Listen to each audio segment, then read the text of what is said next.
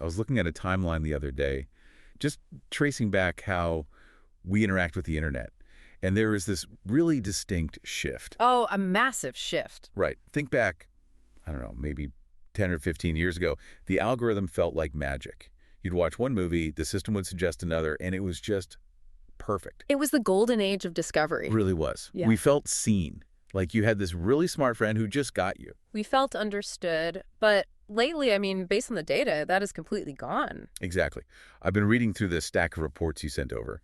The vibe has completely shifted.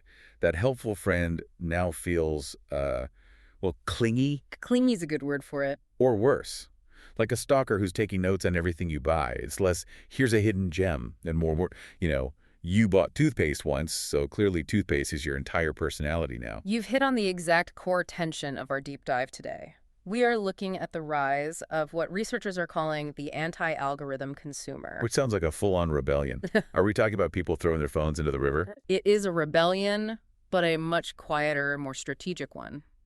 We're going to be pulling insights today from the book, The Anti-Algorithm Consumer, Winning Through Permission and Control. And we have some very fresh data to go with that, too. We do. We're looking at early 2026 reports from C3 Centricity, Mintel, and the Eurobarometer. That context is so crucial for everyone listening. We aren't talking about 2020 anymore. It is 2026. The entire landscape is different. Drastically different. If you look at that February 2026 Eurobarometer report, public concern regarding AI-generated disinformation and hate speech is at an all-time high. People are just on edge. Right. They don't just feel annoyed by algorithms anymore. They feel genuinely vulnerable. So this creates a bit of a paradox. Yeah. Because algorithms were designed to be these massive engines of discovery, right? To make our lives easier. That was the promise. But the argument in all these sources is that they've actually created fatigue and suspicion. Exactly. That help doesn't feel like help anymore. It feels like a nudge. And usually a nudge in a direction you didn't ask to go. Spot on. So our mission today is to unpack this shift, specifically for the brands out there listening. Yeah, I'm looking right at you. Consumer packaged goods brands, CPG. Yes. We need to figure out why giving control back to the consumer is actually a growth strategy now, not a loss of leverage. This is going to be a tough sell for a lot of marketers. Oh, absolutely. For a decade, the mandate has been seize control, optimize the funnel, target the user relentlessly. But the data today says that being respectful is starting to outperform being personalized. It is. Let's look at the why behind that, because overwhelm is a word that gets thrown around a lot in marketing meetings. But what does the data actually look like? The numbers are pretty stark. A recent European trend commentary notes that 71% of people say there is simply too much digital content. 71%. I mean, that's just a wall of noise. It's deafening. And 46% of people report feeling explicitly overwhelmed to the point where it makes it harder for them to find content they actually trust. That connection right there between overwhelm and trust is really interesting. How so? Well, I usually think of trust as, do I believe this brand is honest? But you're suggesting that sheer volume actually erodes trust. Absolutely it does. Think about it. When you're overwhelmed, your cognitive load is maxed out. You don't have the energy to sift through sources or verify claims. So what do? You retreat. You become conservative. Trust is the invisible ingredient in preference. When trust drops, consumers stick to what they know, or they just switch brands without ever telling you why. Now, the sources make a distinction here that I really want to drill into for the listener. They highlight that this trust deficit is particularly dangerous for CPG brands. Yes, very dangerous. We're talking food, baby care, personal care. Why are the stakes so much higher for them compared to, say, a Netflix or a Spotify? It all comes down to intimacy. Think about it. If a streaming service recommends a bad movie, you waste 2 hours. Right. It's annoying, but whatever. Exactly. It's low stakes. But CPG products sit in our most intimate moments. What you eat, what you put on your skin, what you use to care for your baby. That is a very fair point. A nudge that feels totally fine when I'm looking for a comedy to watch feels incredibly invasive when it's about my health or my family. The source material uses a great phrase for this. It says, creepy travels faster than any campaign. Wow. Creepy travels fast. That is going to stick with me. It should. One invasive interaction, say a brand retargeting you for a pregnancy test or a diet product based on a random search you made that can ruin years of brand building instantly. And there's a regulatory angle to all of this, too, isn't there? It's not just a bad feeling. No, it's codified now. Over in Europe, the Digital Services Act has been aggressively pushing platforms toward transparency in their recommender systems. But the insight here for the listener isn't just about legal compliance. Not at all. It has a profound psychological effect. Consumers are essentially being trained by regulators to expect control. So they're learning that they actually should be able to modify why they see what they see. Exactly. So the consumer's sitting there thinking, the government says I should have a say in this, so why is this yogurt brand stalking me across the entire internet without my permission? That is the massive disconnect happening right now. But, and this is a crucial but, I want to challenge the idea that people just hate algorithms entirely. Right. We have to distinguish between personalization and permission. The data shows people actually don't hate relevance. I saw that stat from IAB Europe in the notes. It said 80% of people prefer fewer, more relevant ads over generic mass advertising. Yes. So the message from the consumer isn't, stop showing me things I might like. It's stop overwhelming me with noise I didn't ask for. Precisely. But then you have the Capgemini report, which kind of complicates things. It says 69% of consumers worry about their personal data being used for hyper-personalization. That right there is the core friction point. People want the result. They want relevance. But they are terrified of the mechanism used to get it. They worry about the black box. Is there a middle ground then? Is there a deal to be made here between the brand and the consumer? There is a value exchange, yes. Yep. Look at the numbers. The average European gets roughly €212 per month of value from ad-funded services. That's significant. It is. And the research shows that 60% of people find a pay or consent model reasonable. But there is a massive caveat. Which is? They only accept it if they fully understand it. It's that if that does all the heavy lifting there. If it's transparent, we're okay with it. If it feels like a secret or like some dark pattern, we hate it. Exactly. The source suggests what they call a litmus test for brand teams. It's a single golden question you should ask before launching any new digital experience. Let's hear it. Will the experience make the consumer feel more in control or more controlled? In control versus controlled. It's a really subtle semantic difference, but in terms of user experience, it's literally everything. It changes the entire architecture of your campaign. If the answer is controlled, you are actively building resistance, not loyalty. Okay, let's get practical here, because it is super easy to just sit in a meeting and say, give them control. But what does that actually look like in the real world? Right. The outline mentions Mintel's 2026 prediction about consumers wanting to understand, edit, and co-create algorithms. Yes. The source breaks this down into 3 very specific demands. If you're listening and taking notes, these are your 3 pillars. All right, what's the first one? The first one is simply why. As in, why am I seeing this? Exactly. It's the modern digital version of who told you. Right. Think about it in a real-world social context. If I walk up to you and say, you should really buy this specific type of vitamin. My first instinct is going to be to ask, why do you think I need that? Right. And if I reply with, oh, I've been watching you through your window and you look tired. I am immediately calling the police. Exactly. But that is the algorithmic equivalent of what some brands do every single day. It really is. They use third-party data to make a hyper-specific recommendation. But because they don't explain the why, the consumer naturally assumes the absolute worst. They assume you're just trying to clear inventory, or worse, that you know something deeply personal about them that you shouldn't. So demand 1 is transparency. You have to show your work. Got it. What is demand 2? Demand 2 is an easy lever. Which means? It means opting out shouldn't feel like a punishment. Oh, I feel this one deeply. Resetting your preferences shouldn't require detective work. The amount of times I've tried to just unsubscribe from something or change a setting, and it feels like I'm trying to solve a puzzle in an escape room. It's exhausting. The buttons are grayed out, or they ask, are you sure? 5 different times. Or they hide the link at the very bottom in microscopic text. That friction is highly intentional. In the industry, we literally call those dark patterns. But the anti-algorithm consumer has absolutely zero patience for it anymore. They firmly believe that resetting preferences should be easier than fighting a cookie banner. Makes total sense. If you make it hard to leave, you aren't retaining a customer. You're trapping a hostage. And hostages are rarely good brand advocates. Rarely. In fact, they usually become your most active detractors. Okay, so we have transparency and we have easy exits. What is demand 3?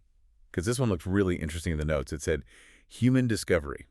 This is a fascinating one. It's the contrast between patterns and meaning. Break that down. Algorithms are brilliantly designed to find patterns. If you buy blue shirts, the system can effortlessly find you every single blue shirt in the world. Sure. But humans are uniquely good at meaning. This connects it back to that feeling of sameness we were talking about earlier.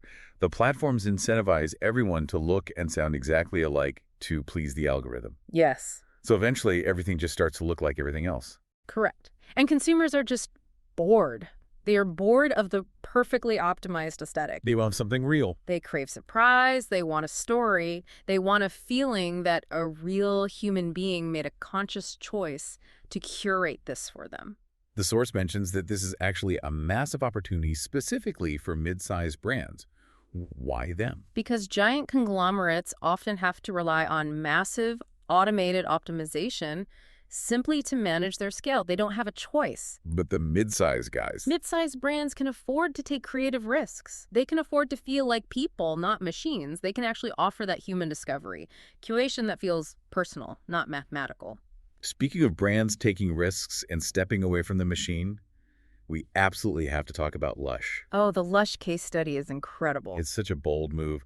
For the listeners who might not know, lay out exactly what Lush did. Lush essentially decided to step away from major social platforms in 48 countries. They just packed up and left? They left. In a world where marketers are constantly told you have to be everywhere all the time, that sounds insane. Isn't that just leaving massive amounts of money on the table? On paper, it looks incredibly risky. You lose all of that organic and paid reach.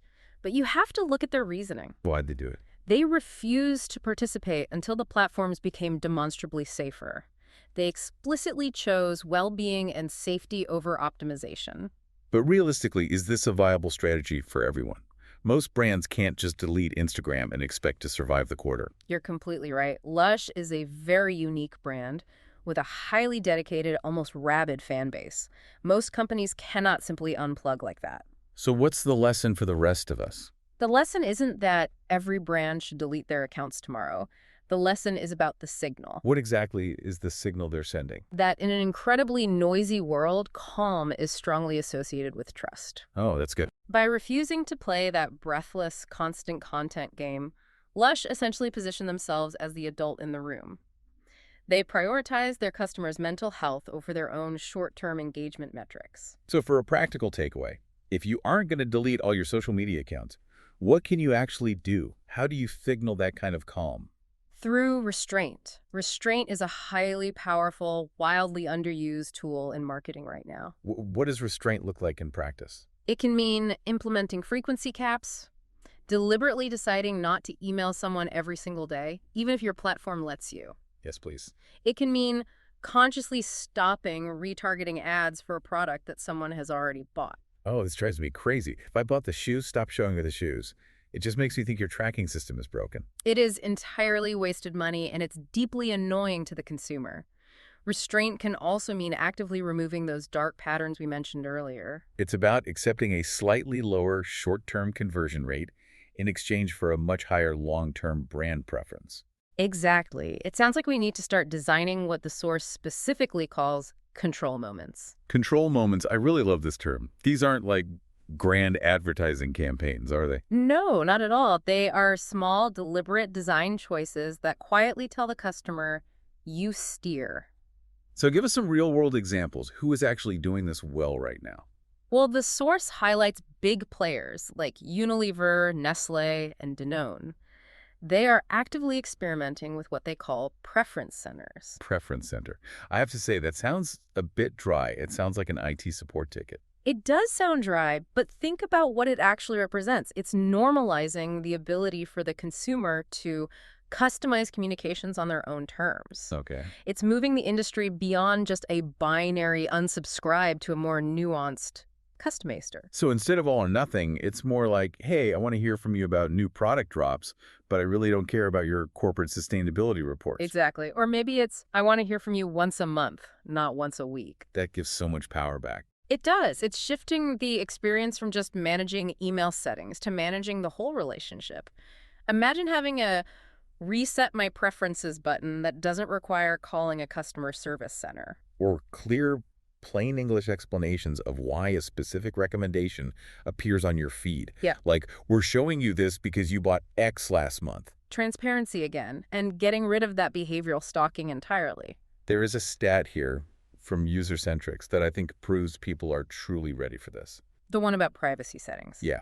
It says 36% of consumers have actively adjusted privacy settings or deleted an app entirely due to privacy concerns. Right, and that tells us something very important. It tells us that people are not passive. We tend to think of consumers as these passive sponges, just soaking up whatever content we push at them. But they aren't. They are actively pruning. They are purposefully cutting back the dead branches of their digital lives. If you are a nuisance, you will get pruned. So if I'm a mid-level manager listening to this right now, and I'm sitting there thinking, okay, I buy it, I want to give control back, but how do I actually operationalize this in my company? Right. The source talks about a specific framework called CAT-SIGHT. Yes, the CAT-SIGHT process. This comes from C3 centricity. Now, usually I'm a little skeptical of corporate acronyms, but this one actually seems to have some real meat on the bones. Let's break down the key parts. It starts with category. Right. The first step is recognizing that not all categories earn the same level of permission from the consumer. You have to clearly define your category's permission level. Give me an example. Are you in the health category? If so, that requires extremely high trust. Or are you in entertainment, which naturally has a bit more leeway for casual nudging? Makes sense. And then there's aim. What is the consumer actually trying to achieve in that moment? This is honestly my favorite part of the entire framework. We, in marketing, often just assume the consumer always wants an experience. We want to delight them. Right. But the source argues that in this current era of overwhelming noise, consumers are rarely aiming for a grand experience. They are actually aiming for relief. Relief. That is a really powerful pivot in mindset. They want to avoid waste. They want to avoid judgment. They just want to feel competent in their choices. So if you build your system around providing relief rather than trying to maximize engagement time, you win. You become the solution instead of adding to the noise. And then there's intimacy and human truth. This part sounded like it was more about how you actually gather consumer data. It is. It's about listening to the actual language consumers use when they talk about your brand. The exact words. Yes. The source notes that while big data, like that Eurobarometer report, tells you the weather, meaning the general cultural mood, it doesn't tell you the specific words your customers use when their trust drops. So you need to actually talk to people. You have to get out of the analytics dashboard. You really do. Having 10 short, honest conversations can often be more valuable than running a massive automated survey. Because you might hear something unexpected. Exactly. You might hear a phrase like, "I want help, not pressure." And that specific human phrase becomes your new design brief. I want help, not pressure. I feel like that should be written on a Post-it note and stuck to every marketer's monitor. It absolutely should. And that leads directly into the QC2 framework they mention, Quality Control and Control System. QC2. This sounds very industrial. It is entirely intended to be. It's about treating consumer trust as a systemic operational issue, not just a PR message. Because often companies do just treat trust as a PR problem to spin. Right. They say, we need an ad campaign to show everyone how trustworthy we are. We care about your privacy. Cue the sad piano music. Exactly. We've all seen those ads. But consumers don't experience trust as a marketing campaign. They experience trust as a system. Does the login actually work? Is my data actually safe? Do you spam me 3 times a day? QC2 is about treating consumer control exactly like product development. Build it, ship it, measure it. So don't just put up a billboard saying, you respect my time. Build a tangible feature that actually proves it. Correct. Just pick one control moment to start. Maybe it's implementing a snooze this brand for 30 days button on your emails. Build it, ship it, and then see if your overall opt-out rates decrease. This brings us perfectly to the career angle. We always try to connect this back to the listener's own professional path. Why does mastering this matter for the people actively building these systems? Because this specific issue sits directly at the intersection of regulation, consumer behavior, and business growth. And that is a very rare sweet spot to operate in. It is. Mid-level managers who can successfully navigate this, the ones who can walk into a room and say, I'm not just complying with a new privacy law, I am building a sustainable growth engine based on trust. Those are the leaders who are going to rise very fast. Because you become the person who took a really messy, vague cultural shift and turned it into a clear, measurable operating model. And if there's one thing senior leadership loves, it's clarity. So let's wrap this up. We have covered a lot of ground today. The vibe shift from the internet feeling like magic to feeling like a nuisance. The profound creepiness of algorithms entering intimate CPG spaces. The rising demand for genuine control. And those very practical frameworks like CatSight that we can use to actually fix it. The core summary is really this. The anti-algorithm consumer is not rejecting technology entirely. They aren't Luddites smashing the loon. No, they are simply drawing healthy boundaries around their own autonomy and their identity. They want to be the driver of the car, not just a passenger locked in the back seat. Precisely. And the winning strategy for brands going forward isn't to be the loudest voice in the room anymore. It's to be the ally.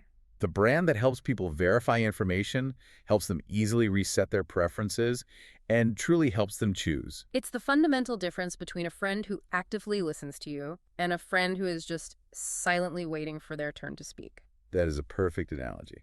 So what is the final thought for today? What should our listeners be mulling over as they go about the rest of their day? I want to leave everyone with this specific provocation from the source material. We very often think of brand trust as a nice to have. Like a soft metric. Right, something soft for the brand health tracker.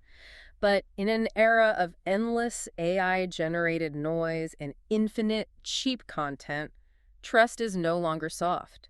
Trust is a highly measurable growth input. If you can accurately measure the control moments in your customer journey, you can reliably predict your future growth. Trust is a measurable growth input. I really like that. It takes all the fluff out of it and makes it a hard, actionable metric. It makes it business critical. You can't ignore it anymore. Well, that is all for this deep dive. We really hope you feel a little more in control of the concept of, well, control. And maybe take a few minutes to go prune your own digital garden a little bit today. Clear out the noise. It feels good. It really does. Thanks so much for listening, and we will catch you on the next one.